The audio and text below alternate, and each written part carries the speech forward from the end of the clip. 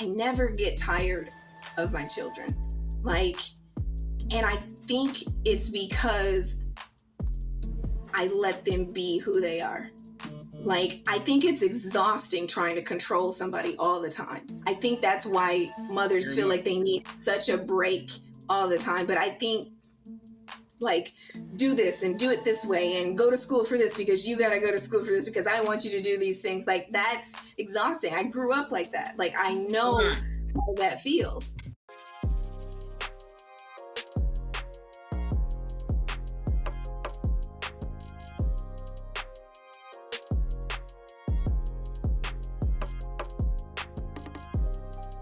What up? We are here once again, as Ken would say. Listen, this is episode 59, and I want to say welcome to another edition of a Father's Heart podcast with Shon and Cole and George. George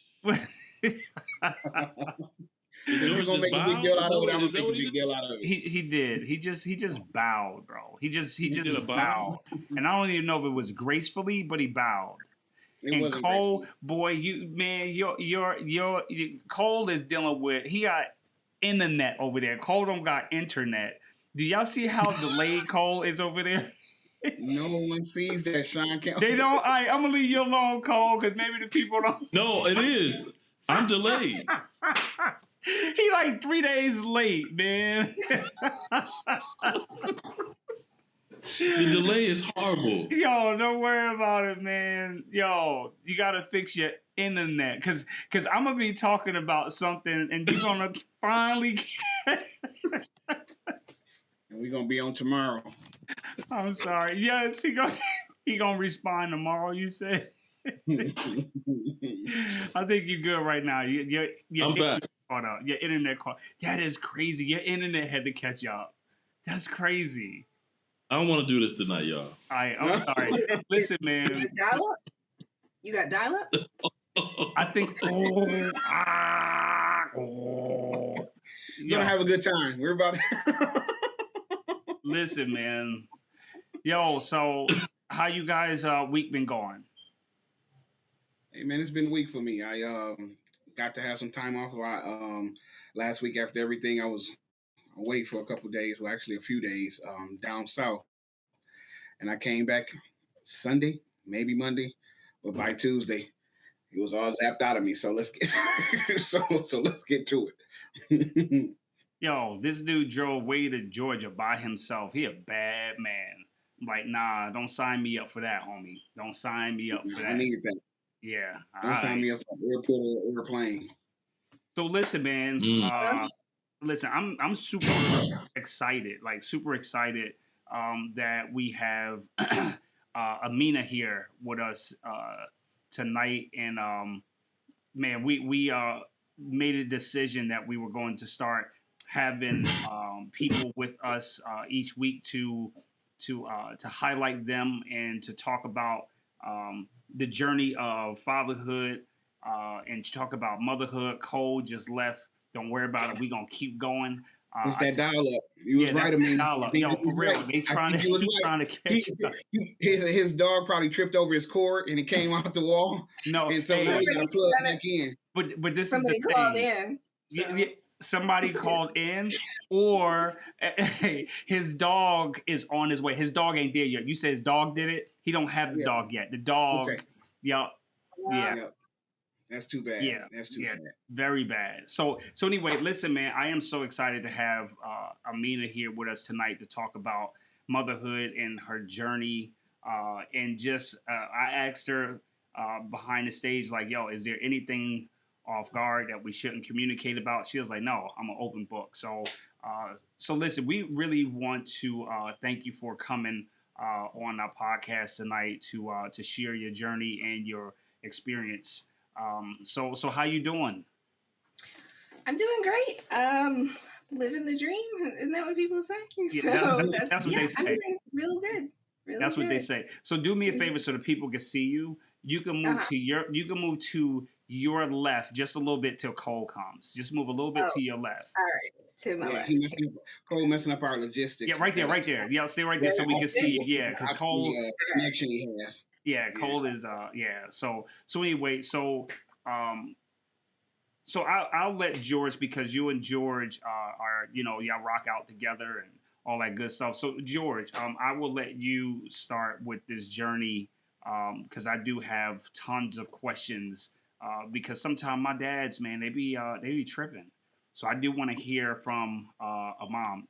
Don't make faces like that now. Right. Well, I will say this, and the only reason I'm going to bring it up because it was very, very public. But one of the fathers got on last week and made a comment to you, something along the line like, "Don't get on here talking spicy," and because I know your personality, just because he said that, you're probably going to do just the opposite.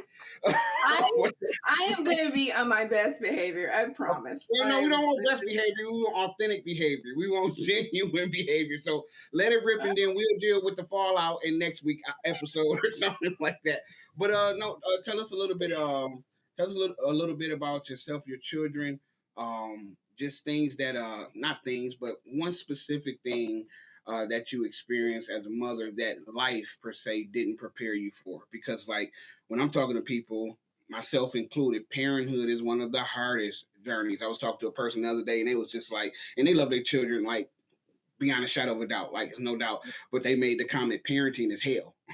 you know what I'm saying? And at some point, every parent's journey, that's going to be the case if you're willing to be, real about it. And just different things like that. Don't mean you don't love your babies. Don't mean you don't care. Doesn't mean you're not an awesome parent or a great parent or an involved parent. It means sometimes life just doesn't give us the tools to kind of get right on it. So tell me, if you just to start off, give me a example of something that life or maybe your journey or maybe your situation, how you was raised, did not prepare you for in regards to parenting. I'm gonna go with life didn't prepare me for any of parenting. Okay. Not my life in particular. So there's a lot of compromise that comes in parenting, I think, and there was none of that growing up for me. There was no compromise. There was no it was their way or the highway type of situation, right? So with me for parenting, it's been a journey of learning that I'm not the ruler, that's not my job. It's not like they're not little puppets that I'm supposed to control. They are people. They're going to become adults. And I think that's always in the front of my mind is I don't want them to be what I was. I don't want them to be as confused or angry or, damaged.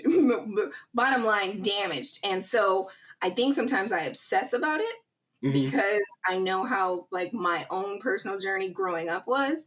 And so I'm always thinking, how can I not ruin them, right? And we're always going to ruin them a little bit somewhere. Absolutely. Trust me, I know personally. But that is that's the biggest thing. So life didn't prepare me for almost any part of being a parent except for maybe being organized. I grew up very organized. So I think I'm very structured in a sense. I like for things to be done. I had to turn my phone off because I knew that several alarms are going to go off to tell me what to do and at what time. But so as far as that, everything is when people say, that cliche, there's no rule book to raising children. There really isn't. Absolutely. From one aspect to another, there, you can call somebody and be like, hey, what would you do in this situation? Or this is very interesting. And then for me, like I said, because of some of the damages that I took in childhood, adolescence, young adult, I'm trying to do damage control with myself and not, impact them with that as much as possible. I don't know this. I'm just curious. What is your relationship with your father? Or what was it like growing up? So I didn't know my biological father. The last time I had seen him, I was like 3 years old. I didn't really have any memories of him. And I met him again when I became an adult. So when I turned 18, I met him again. But I was raised by a man that my mother had been with directly after they divorced. So he was, I had a stepfather most of my life. And he was he was my father. He was the only one that I ever, knew. So from the time I was 4 until I was 18, he was my dad. And I can't really say that we had a good relationship. I was always very perplexed when people liked their father. Like I had female friends or acquaintances that I knew, and they just be like, "Oh, I love my daddy," and I'm like, I don't feel that way. Like, so it was a difficult relationship. I'm pretty much estranged from my parents, just because of my upbringing. But so I'm gonna give the relationship like a D.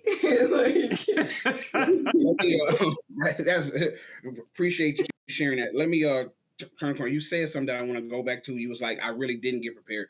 So would it be a fair assessment to say that you feel like, as far as parenting, that you're starting from scratch? There he is. Sure. Look who shows you reloaded up. Your car. You reloaded your car. You got the car. You got to get 25 minutes. You reloaded it. You back, Cole? I was hoping I would just jump in and y'all wouldn't even see. Okay. So Amina, let's go back to Amina. So you're saying it's fair to say that you started from scratch. This is a question that I want to ask you. Many people talk about the villages of old days, and it takes a village and different things like that. I don't necessarily subscribe to that or agree to that. What's your thoughts on that? I would say that it's true, but it's really hard to build that village. It's hard to build the village when you didn't have one to start with, right? So when you just automatically have children, most of the time that village that I'm sorry, what'd you say? He just tried to throw something in there. Just keep going, Amina. Just keep going. No. You said it was hard to. You said it was hard to build that village when you didn't have that village, and I was saying so that trust factor, as far as other people influencing or having input in your kids' upbringing, is a little bit tougher when you don't have a model. As far as like the village helping raise them. That's all I was saying. Yeah. And I don't even know if it's like, well, I guess it just does. It boils down to trust, but it's more so like,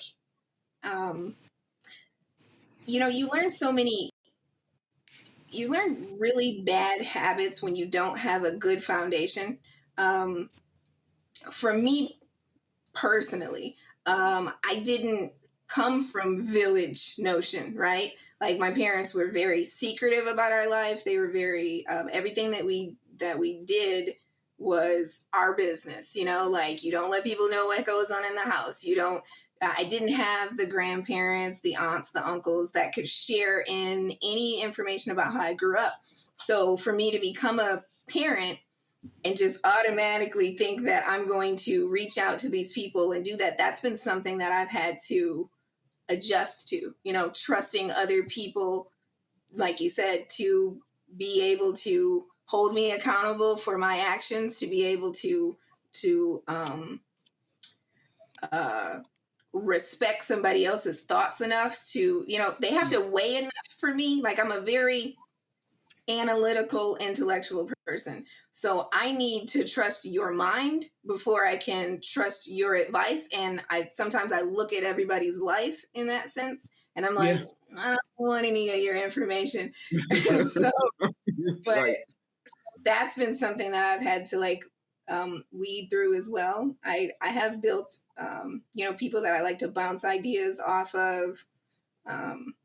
So that's That's an adjustment. It's an adjustment. But I know how important it is because I didn't have it. I didn't have that village where I could, if I'm struggling with something with my mother, that I can reach out to an aunt and be like, Mom, it's tripping, or, can I come and stay the night with you, or like anything like that. So I wanted them to be able to have that. Like that's the picture in my mind.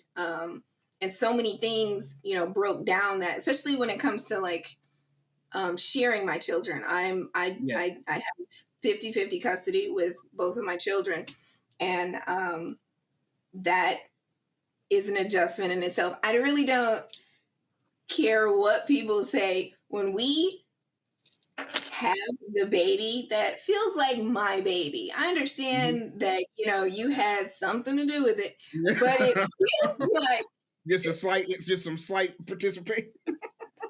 But it feels like my baby, and it feels like I can do whatever I want with it. And it's that power that I feel like women get drunk off of, because the system really does work like that in our favor for so many people. And we think it's in our favor, but it's really a disservice to the child. So I had to change my thought process in that. Like my mother, I had zero contact with my biological father. There was this other man became my father, and that's just what it was. And that was always in the back of my mind. So it was like, when I had children, I don't care if I don't like you no more. Like, it doesn't matter. This is your child, and you will parent your child just like I do. It was so important to me.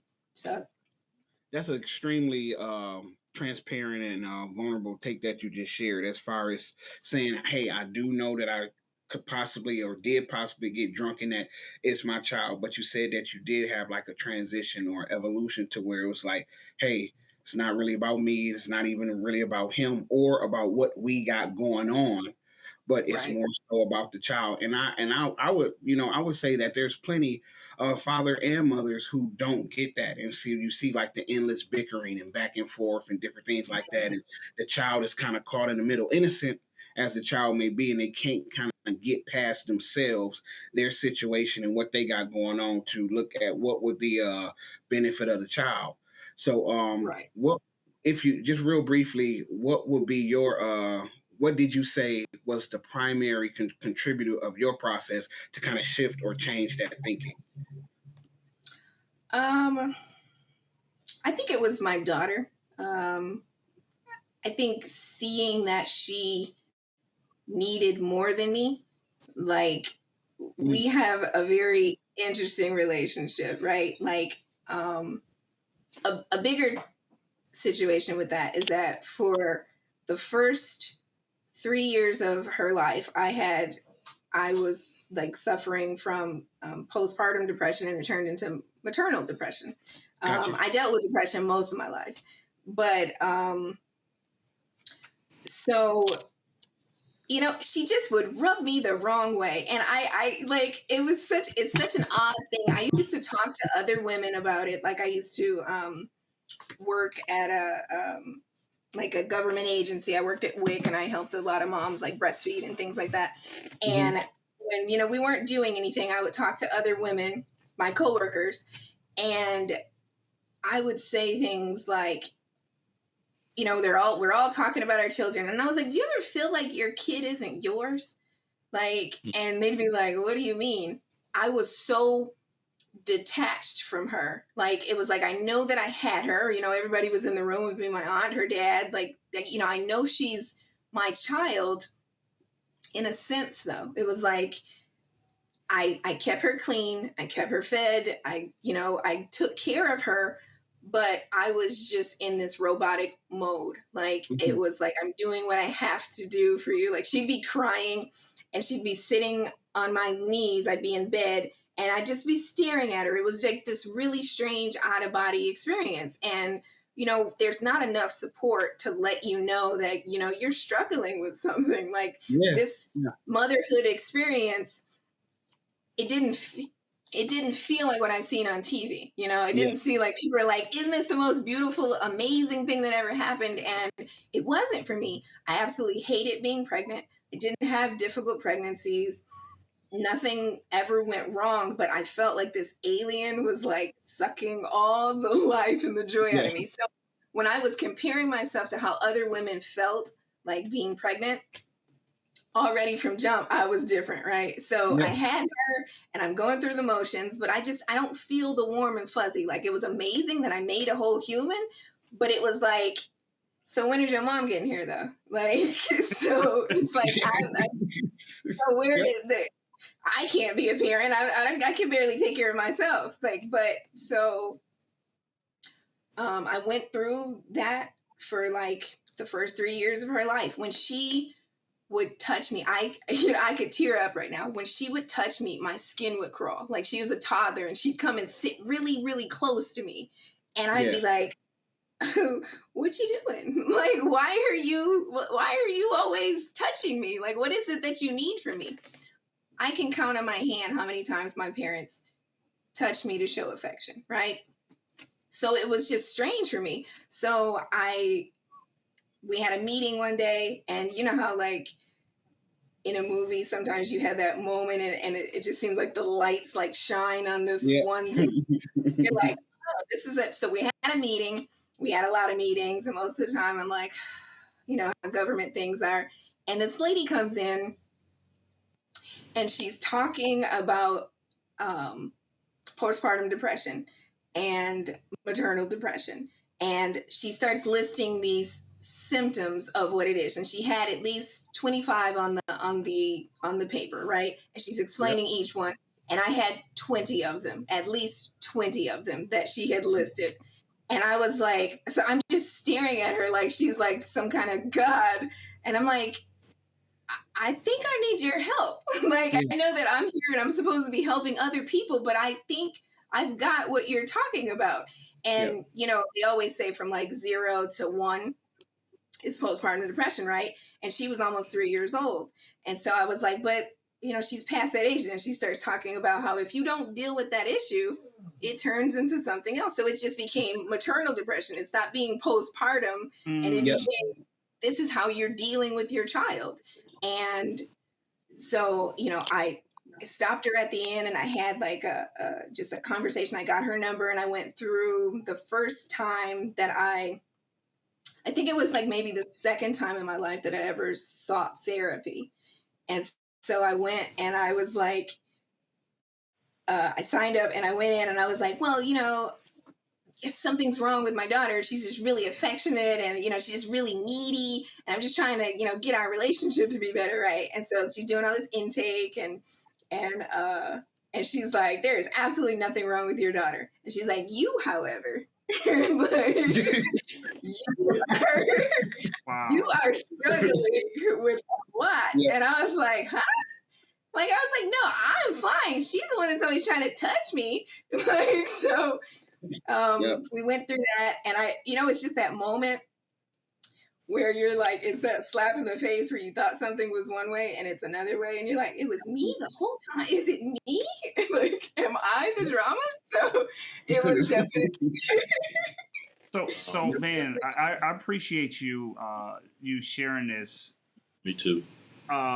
You know, because this is, you know, it might be easy for you right now on the other side of it, or, you know, where you are in your process.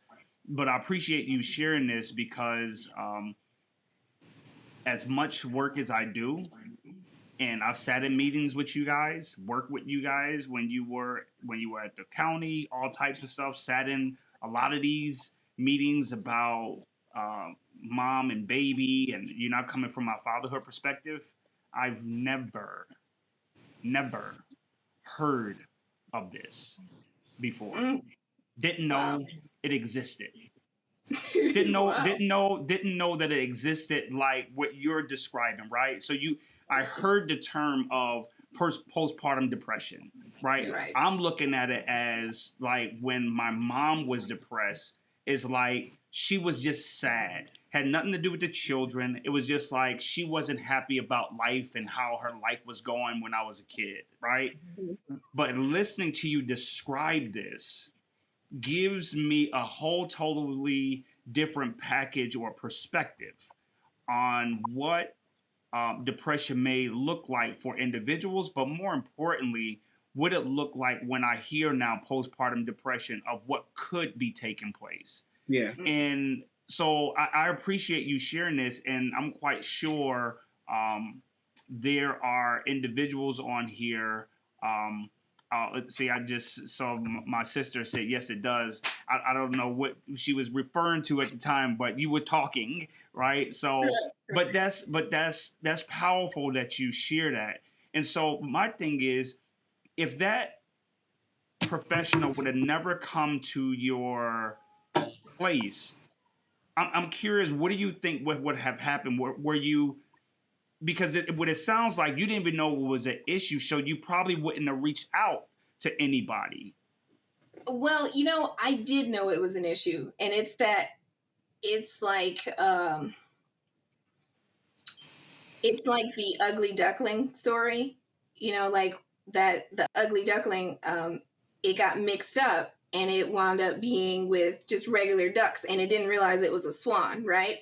So when I was in my pack of ducklings with the other mothers that I worked with, and just hearing their experiences, and hearing how we just laid up and cuddled all day, and we did or we baked cookies, or we did all of these things, and I was like, no, we worked on math, and I made sure she was clean.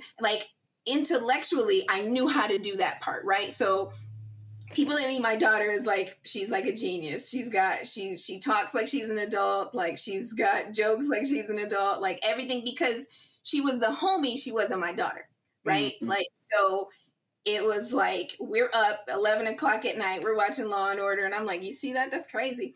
But there was no, because I did what I knew to do. That's how my parents parented, right? So that's the reason I gave them a D instead of an E, right? Because they instilled a lot of knowledge into me, but there was very little love.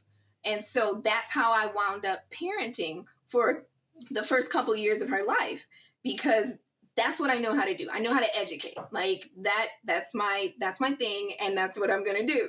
Yeah. But when it came to what she needed, and she wanted to hug, and I'm so thankful that I breastfed her, because it caused me to pick her up and bring her to my body often, versus just giving her a bottle. Because you ever see people they give a bottle and they rock the car seat with their foot. That would have been me, but it was so important for me to breastfeed, because I was like, it's natural, that's what I'm gonna do. So wow.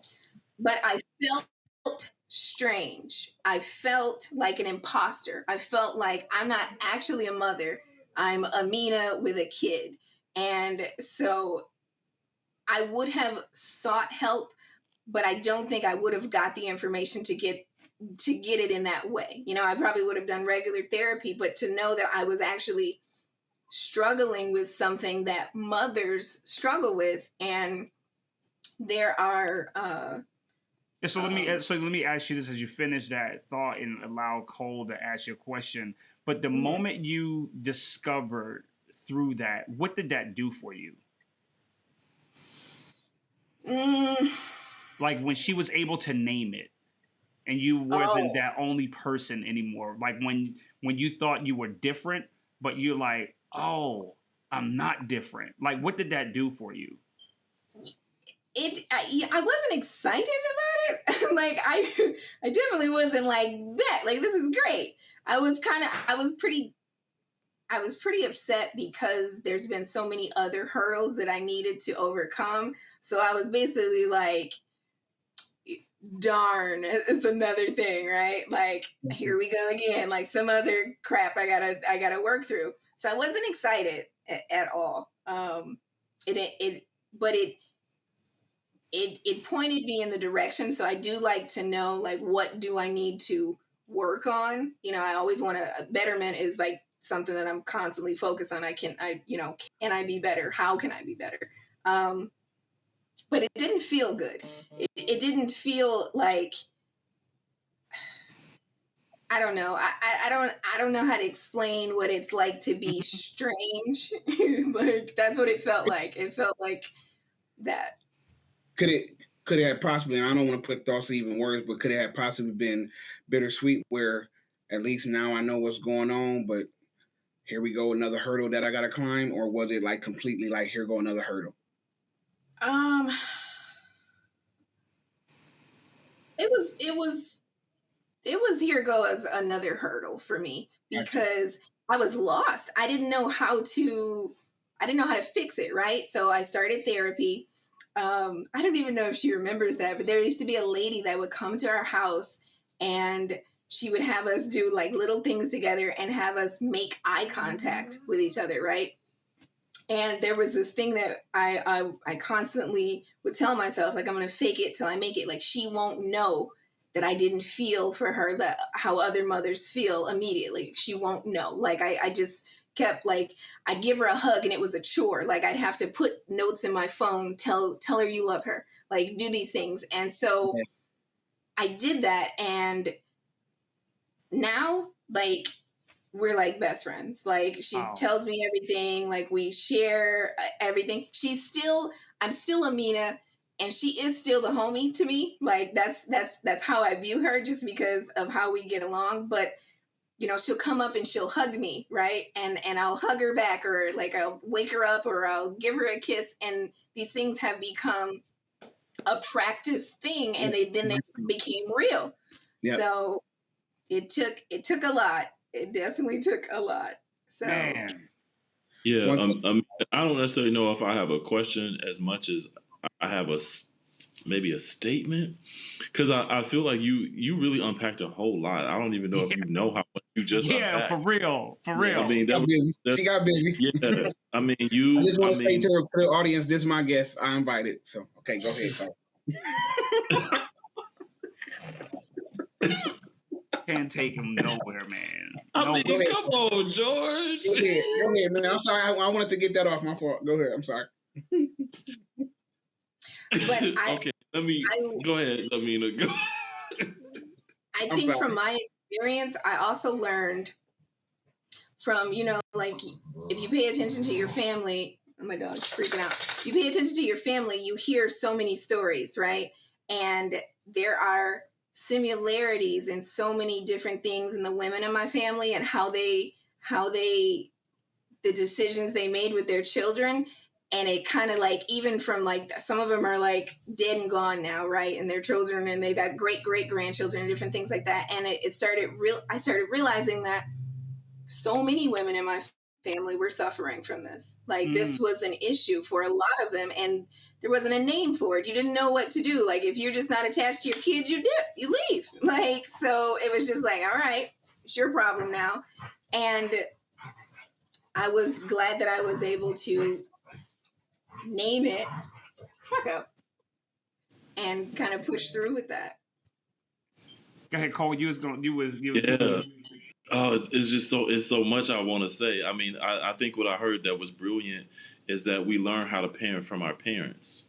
And so I think hearing you speak to that is just powerful, because I'm a firm believer that we learn, and then we have to question everything that we've learned, and then we have to relearn. So I love that you said that. I love that you gave us a narrative and a story that is really it's not as unique, but it's a story that doesn't get told, so it feels very unique, because there are millions of women across the country who are experiencing what you have just described, and that there is no voice often to it, and there's no language often to it. And I think something that you said that really was powerful for me too is that it didn't have the television version. And so I think sometimes when it doesn't have the television version, and it doesn't have the Black woman's story, and it doesn't meet all the things that we know when we talk about Black women, and all of the challenges that they experience in the medical spaces as it relates to talking about some of the experiences that they have as mothers.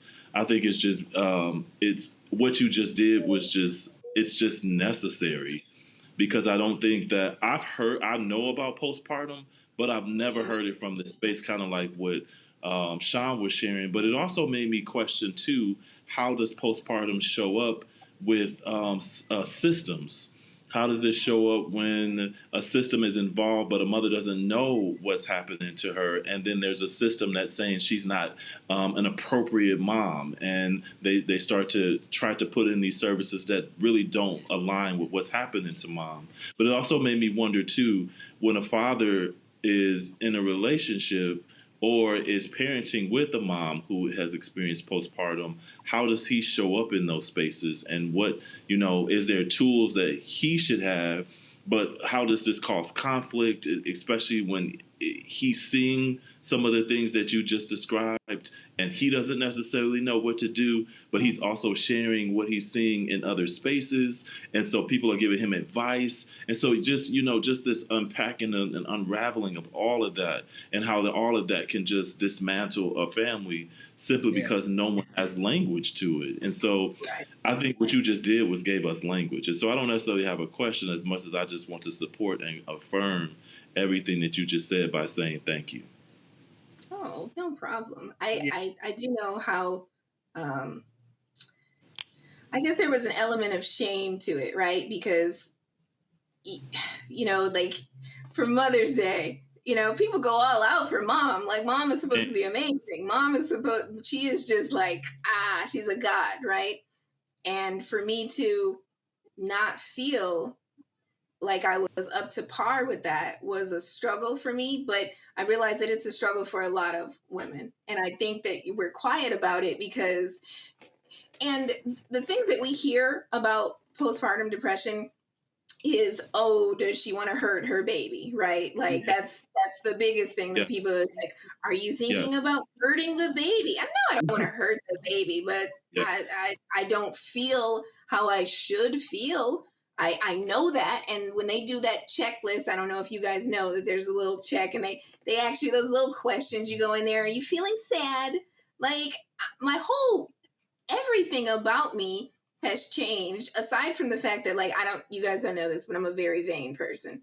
And having a child in general is such a big change. I felt like I just always had a beach ball underneath my body. I felt absolutely nuts, right? Like I'm not, nobody goes, that pregnant girl is sexy. Like that's not like a thing, right? So my identity was so shifted, right? Because I went from, I can remember finding out that I was pregnant with her and I was sitting in my godmother's basement thinking, and I was like, how do I stop being Amina and just be mom? Because that's what I thought I was supposed to do.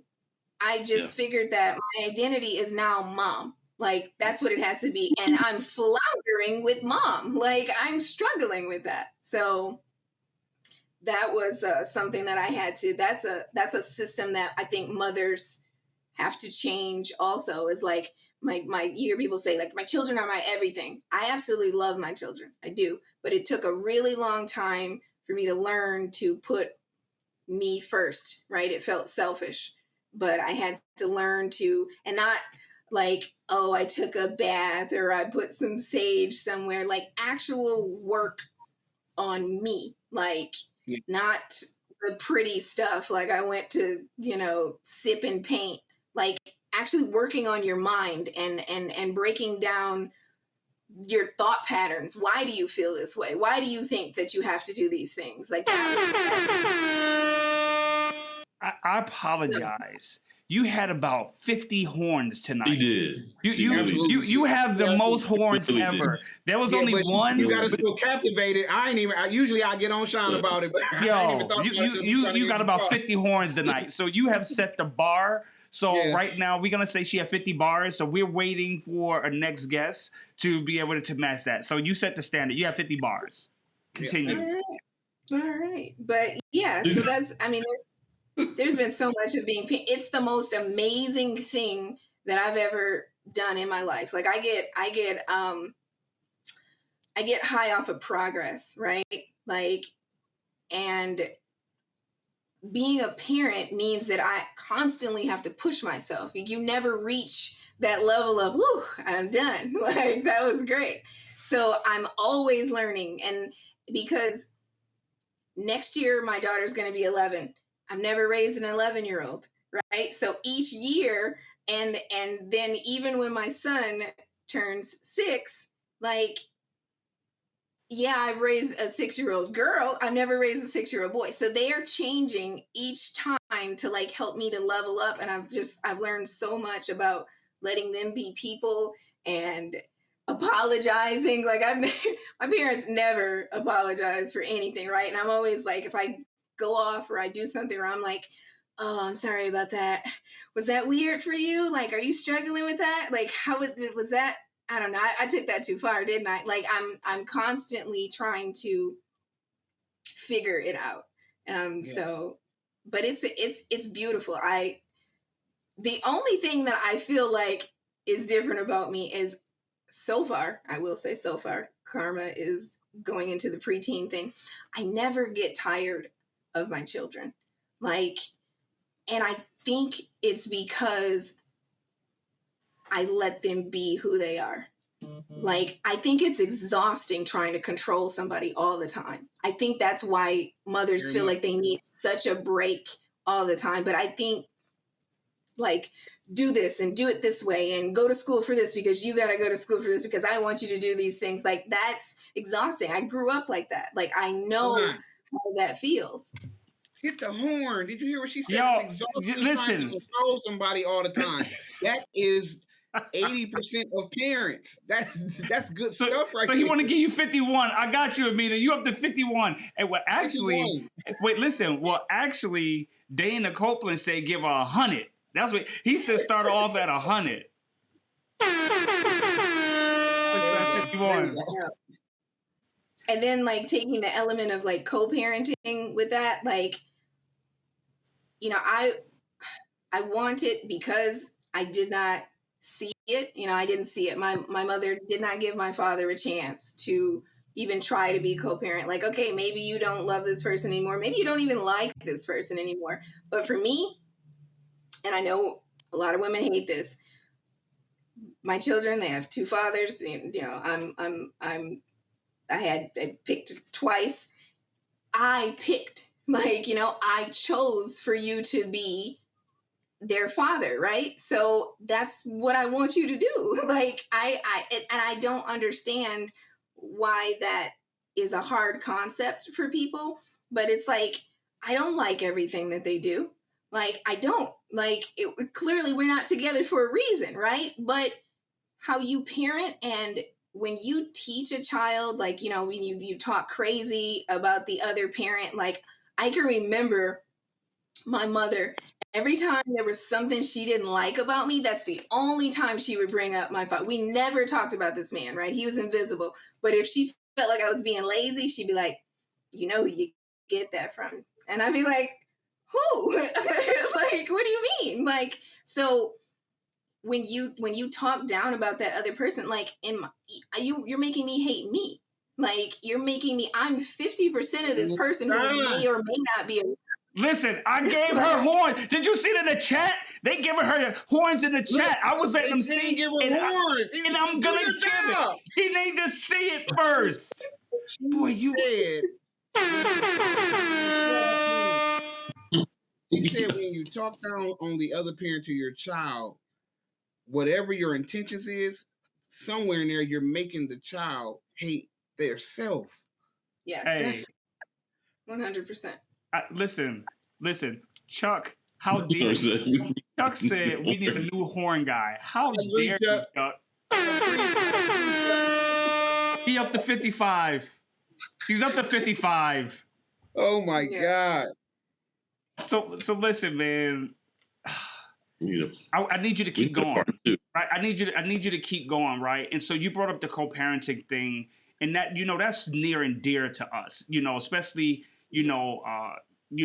Cole and I, like, that's what we built our whole thing off of, right? Of just working directly with fathers. And so to hear you talk about what was key and what you said a whole lot there, but that co-parenting piece, what you said there was, listen, I chose you to be their father, and my children deserve to have.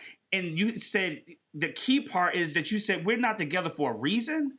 I don't like everything you do, but that has nothing to do with my child being with their father. Yeah. Yep. That is so dope. I'm not giving myself a horn. I'm giving you another horn. I'm giving you another horn because that's what you said. Yo, that was fire. Yeah. And I think that a lot of times we, that saying that hurt people, like when you haven't dealt with that pain of, okay, maybe we're not together for whatever reason. Like having a relationship with another person, I already knew that was going to be a struggle for me, like with how my life was and how I grew up. I was not concerned with that, and I knew that I was going to be a parent, and I knew I was going to do that whether or not I had a partner, right? But when you have a child as a woman, you have to ask yourself, once you get pregnant, and you get pregnant unplanned, a lot of people do, you have that question of, can I do this? And can I do it alone if I have to, right? So that was the question that I asked myself, and I was like, yes. And then you have to decide, but will you, right? Like, because a lot of women, they hold a lot of power, right? There are people that are just going to walk away from the situation. They're going to, some people are just like, I don't want to be a parent. I don't want anything to do with it. We get that. But a lot of times women don't allow them to be a parent because you think that this image in your mind that it was supposed to be this family thing, and if it can't be that, then you can't have any of it. It's like, and I just, that's so selfish, and that's putting your hurt, like, go get some help, go talk to somebody, like, go figure that out, like, go set that pain down and think about what it's going to be like for this person to not know anything about the other half of them, and I think that's just something that it's a disservice. It's a form of abuse to not allow that child to be, it is. It's a It is form of abuse to me. Like, you're keeping me psychological. from this. Yeah, you're keeping me from this person. For what reason? Because you don't like it, because you picked badly? And I guarantee, another thing that women, I guarantee there were a million red flags that you probably shouldn't have made this person a parent in the first place, but you still chose to do these things. We all know how to use condoms and all these other things, but you still made that choice. That has nothing to do with them being a parent. At least give them the opportunity to be a parent. And if you're going to do it, maybe they may not do a great job, but if you're doing it together, it could at least be decent. If you're trying to have some kind of, like, okay, maybe you don't, like, you could put out a suggestion. They might not know what they're doing. I don't know what I'm doing. I'm winging it. Like, anybody that tells you that they know exactly what they're doing is a liar. They're a liar. I don't know what I'm doing. So why not have somebody that you can be like, whoo, like, today was kind of crazy. So what'd you do about that? Because I don't know. And Well, I think that Amina, was important. Amina, For me you got our chat blowing up. People love you. Listen, we are. I'm seeing all of the thumbs up and the loves and the hearts and all that. Listen, you did your thing tonight, and I definitely would like to have you come back. My sister said, "Girl, speak." Listen, you did your thing, and I appreciate you sharing this because now I have more tools in my tool belt.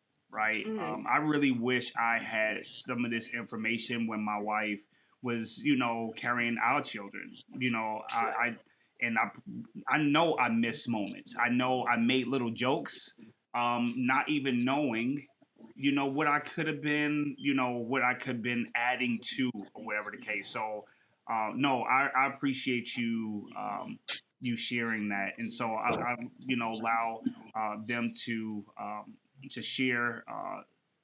Some last thoughts, and then I want you to bring the legit or not legit tonight. So she got a legit or not legit for us, fellas. So Cole, George, you guys have any last words for Amina? I'm not speaking. I'm not going after that. I'm done. I'm not saying a word. I'm good. Cole just shaking his head. I mean, Mina, you did it. I mean, I don't. Sometimes silence is healing too. So Right. there's not a lot for me to say because you're doing it. So again, I'm just gonna go back to what I originally said. Thank you. Yeah. No problem. No problem. Same. I know there's a lot of people that have had my experience for sure. For Yeah. sure. Yeah. Yep. Well, I'm glad that we were able to reconvene. Last week we were supposed to have you, and it just didn't happen. I'm glad that this week it happened because I was able to really soak it in. Last week I wouldn't have been able to soak this all in. I was at a McDonald's late night, bad internet. You know what I mean? It was just all bad.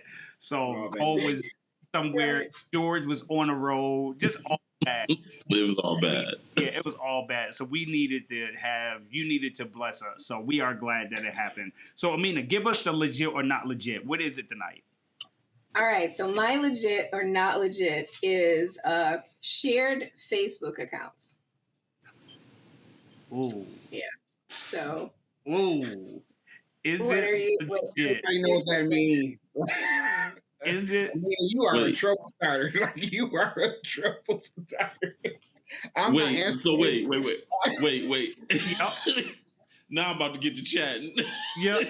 I'm not answering this. I got another appointment. Hey, Jody Wait. said not legit. Hey, Kenneth eyes got big. Kenneth eyes got big. Wait. Jody said not legit.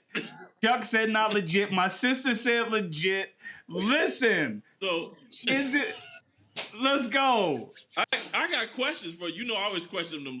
No, you can't. Wait, let me. All right. So what I'm trying to understand, are you saying, is it legit or not legit to have a shared Facebook account where we share it together, or I share my personal Facebook with my partner and they have access to mine? Like, what are you saying? I'm talking either or. I'm talking about like See? either where it's like Kenneth and Denise, and then or or Kenneth has his and Denise have hers, and you guys have access to go over there and peek to see what the other person has. Sometimes you look and you be like, he didn't write that. What is this? Like, yeah, like so shared in whatever way sharing is, like legit or not legit. Talk to me, Cole. Sharing is caring.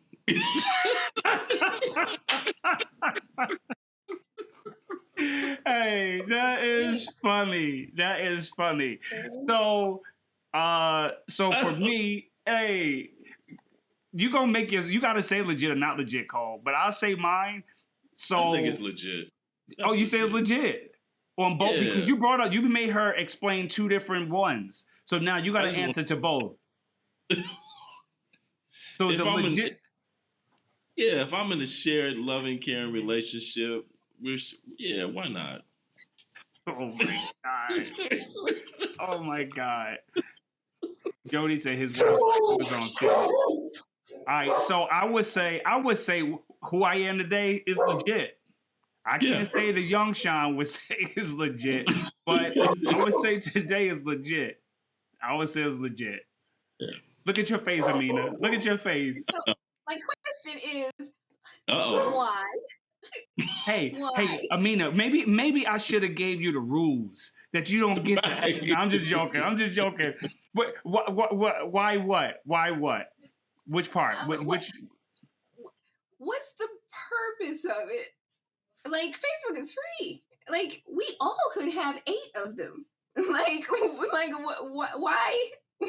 why do we need to share one? So evidently you say it's not legit. So evidently that's what you're saying. But I'm just saying for me, because at this point I don't have anything to hide. So go ahead over there and look. So we can share it. So from that standpoint. So that's what I'm talking about. But like share, okay. So you know how like sometimes like I have a boyfriend. If he wants to, like, he has the passcode to my phone, whatever. If you want to answer my phone, if my aunt calls, he can answer it, like that kind of thing. But why do we have to use the same Facebook? Like, why can't we have our having the password to your thing is because fine, it's fun. I It's guess. because it's fun for us, and and we want to hold each other accountable, right? So we want to hold each other accountable, protect each other, right? So when we go on there, I know if I start seeing all of these big booty girls coming up on my timeline, or she can see like, oh, I wasn't searching that, so evidently, my husband has been searching. And he has changed the algorithm for us. So, husband, why are you looking at that? Or if she is, I'm just saying. Okay. But you know what? I'm just gonna. Okay, that's cool. There you go. And you can't judge. That's the part of legit and not legit. You can't I'm not judge. judging. I'm not judging. I think like, oh yeah, woo, share Facebook account. George, you haven't said anything. It's not legit for that for the same. I'm saying it's not legit for the same reason you saying it is legit. Okay. Yep. Good. And most of the people say that was a good one. There was a lot of people getting responses on that one. Yeah. I think. Okay. Am I allowed to say what I think? Yes, yeah, absolutely. Because everybody said absolutely. it. You caused the controversy. Oh, yeah, you caused the controversy, and not only that, you did your thing. You do whatever you want. Okay. And my God, stop. So I think that we all think. No, but I think it's a lack of trust. I think that's where it comes from. I honestly do. I think I the first time I ever seen it, it was a person that I dated. His dad had gotten married, and he and his new wife, had a Facebook thing. And I remember how irritating it was, right? Like, and it was so obvious that she didn't trust him to use social media correctly. And it just has always been real gross to me. Like, it's like, if you gotta watch them that hard, that's what I'm always talking about, exhaustion. That's exhausting. Like, that's Facebook is the least of your worries. If you gotta watch them that hard, then Facebook is because yes, we have this shared thing, but if you feel like you gotta watch him, like, he got something or she's got something else. Like, that's just how social media works, and it's probably not under her name. So if you gotta do that, like, bro, just use your Facebook how you gotta use your Facebook. I'll find out about it later, like, if I'm meant to. But like, I feel like we can just have our own Facebook. Like, it's fine. I see. I mean, you started some other stuff. Dana says, what's the correct way to use social media?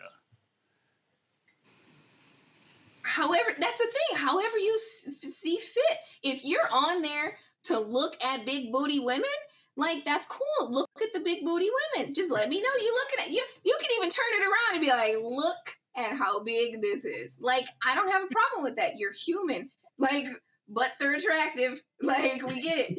So I don't get I know guys don't handle it the same way. You turn around, because if I turn around Chris Brown's, I don't think people really like that. But I don't know. I don't see the purpose in a lot of stuff. So that's just me, though. Like I said, I'm pretty strange. But yeah, that is funny. I love it. Amina, you did your thing. I appreciate it. Like, for real, I appreciate it. I appreciate it, man. It was great tonight. Hey, we appreciate you guys tapping in and staying with us the whole time through. Please give Amina a round of applause. Send your love, send your hearts, send your claps, all of that good stuff, man. We my sister said, you turn around, I'm turning around too. What we looking at? So yeah, man. We appreciate you, Amina. And listen, man. Until next time. Back on. Yeah. Until next time, man. Have a great week, everybody.